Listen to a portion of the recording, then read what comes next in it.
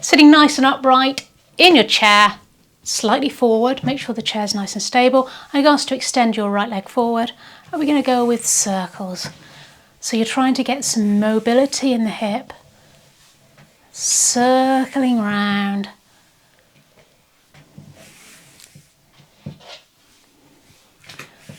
So this exercise is aimed at getting some mobility in the hip.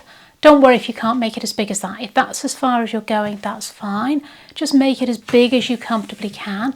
I'm using my hands on the chair to help support myself. And let's change direction. So go with what's comfortable for you. If it has to be smaller, smaller is good too. If you feel it's getting you some movement. So if that is what you're managing, that's fine. It's the hip that we're looking at moving. But you're going to get some mobility in the knee at the same time. And rest. Take it to the other leg, taking it forward, out and round.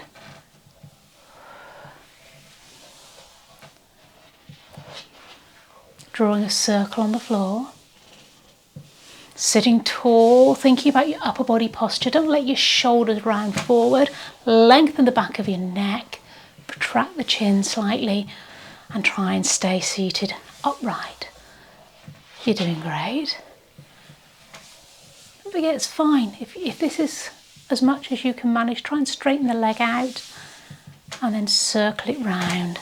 As large a circle as you can comfortably do. And let's change direction. Trying to keep the other leg as still as possible when you do this. Engaging your core if you can, thinking about maybe pulling up your pelvic floor. But our focus is on getting movement in this hip.